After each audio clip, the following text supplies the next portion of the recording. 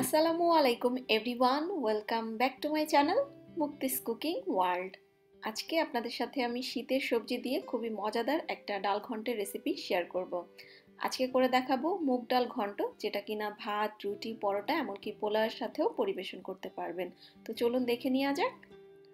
প্রথমেই এখানে আমি নিয়েছি 1.5 কাপ পরিমাণ মুগ ডাল, মানে 1 কাপ থেকে কিছুটা কম এবং আধা কাপ থেকে কিছুটা বেশি। এবার চুলায় একটা হাঁড়ি বসিয়ে তার মধ্যে আমি মুগ ডালটা দিয়ে দিলাম এবং শুকনো খোলায় মিডিয়াম আঁচে হালকা একটু এটাকে রোস্ট করে নিব বা ভেজে নিব। এতে করে মুগ ডাল থেকে খুব সুন্দর একটা ফ্লেভার আসবে এবং রান্না করার পরে টেস্টটাও কিন্তু বেশি ভালো আসে। মুগ ডালটাকে হালকা একটু ভেজে নেওয়ার পরে এখানে আমি একটা পাত্রে সরাসরি ভেজে রাখা মুগ ডালটা ঢেলে নিলাম। এবার এই মুগ ডালের মধ্যে আমি দিয়ে দিচ্ছি নর্মাল তাপমাত্রায় থাকা বেশ কিছুটা পানি। পানিটা দেওয়ার পরে এই মুগ ডালগুলোকে আমি পানির মধ্যে 15 মিনিটের মতো ভিজিয়ে রাখবো। এতে করে ডালটা ভিজে কিছুটা সফট হয়ে যাবে এবং সবজির সাথে রান্না করার সময় সবজি আর ডাল একই সঙ্গে সিদ্ধ হয়ে যাবে, ডালটা শক্ত থাকবে না। 15 মিনিট পরে ডালটাকে কয়েকবার করে পানি বদলে কচলে ধুয়ে পরিষ্কার করে নেওয়ার পরে একটা হাঁড়িতে নিয়ে নিলাম। এবার এর মধ্যে আমি দিয়ে দিচ্ছি আধা কাপ পরিমাণ মিষ্টি কুমড়া, এটাকে আমি চাকচাক করে কেটে নিয়েছি। দিয়ে দিচ্ছি আধা কাপ পরিমাণ ফুলকপি, ফুলকপিটাকেও একটু বড় বড় গোটা করে কেটে নিয়েছি। দিচ্ছি আধা কাপ পরিমাণ পটল, এটাকেও টুকরো করে কেটে নিয়েছি। দিয়ে দিচ্ছি আধা কাপ পরিমাণ আলু টুকরো করে কাটা। এবার দিয়ে দিচ্ছি আধা কাপ পরিমাণ বরবটি। এবার এর মধ্যে আমি দিয়ে দিচ্ছি আধা কাপ পরিমাণ গাজর টুকরো করে কাটা। নিজের পছন্দ মতো যে কোনো সবজি এখানে আপনারা ব্যবহার করতে পারবেন। সাথে দিয়ে দিলাম কয়েকটা কাঁচামরিচ ফালি। এবার দিয়ে দিচ্ছি 1 চা চামচ পরিমাণ জিরার গুঁড়া এবং আধা চা চামচ হলুদের গুঁড়া আর আধা চা চামচ পরিমাণ মরিচের গুঁড়া। দিয়ে দিচ্ছি 1 টেবিল চামচ পরিমাণ আদা রসুন বাটা, এখানে আদা আর রসুন একসঙ্গে বাটা আছে। এবার এর মধ্যে আমি দিয়ে দিচ্ছি স্বাদ মতো লবণ, নিজের স্বাদ অনুযায়ী এখানে লবণটা আপনারা দিয়ে নেবেন। এখন এর মধ্যে আমি দিয়ে দিচ্ছি 2 টেবিল চামচ পরিমাণ রান্নার রেগুলার সয়াবিন তেল। আমি পরবর্তীতে আরও কিছুটা তেল ব্যবহার করব। সবকিছু খুব ভালোভাবে এবার হাত দিয়ে মেখে নিতে হবে। এবার এর মধ্যে হাতটা ধুয়ে আমি দিয়ে দিচ্ছি 2 কাপ পরিমাণ পানি।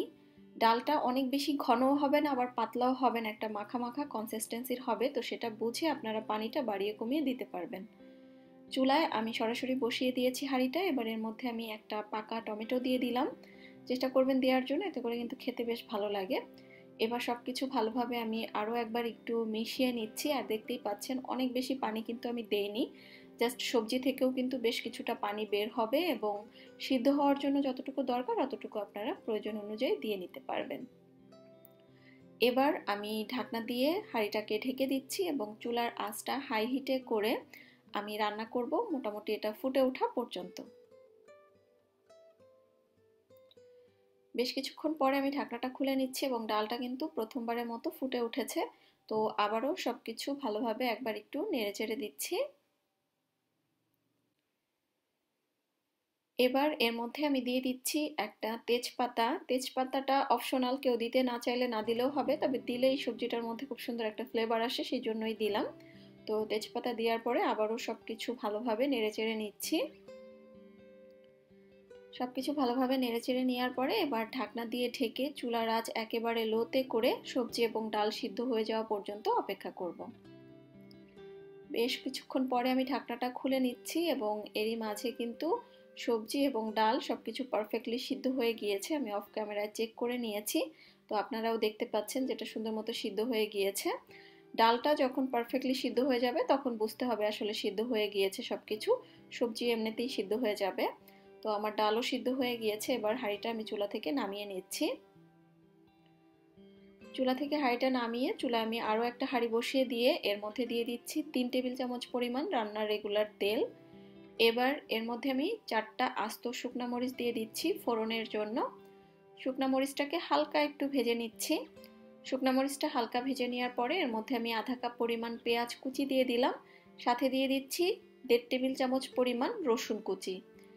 এবার পেঁয়াজ আর রসুনটা হালকা বাদামি হয়ে যাওয়া পর্যন্ত অনবরত নেড়েচেড়ে ভেজে নিতে হবে। পেঁয়াজ আর রসুনটা যখন এরকম হালকা ব্রাউনিশ হয়ে যাবে বা ফোড়নের কালার হয়ে যাবে, ওই পর্যায়ে সিদ্ধ করে রাখা ডাল আর সবজিটা সরাসরি এর মধ্যে ঢেলে দিতে হবে। ঢেলে দেওয়ার পরে এবার সবকিছু ভালোভাবে একটু মিশিয়ে নিতে হবে পেঁয়াজ বেরেস্তা বা পেঁয়াজ ফোড়নের সাথে।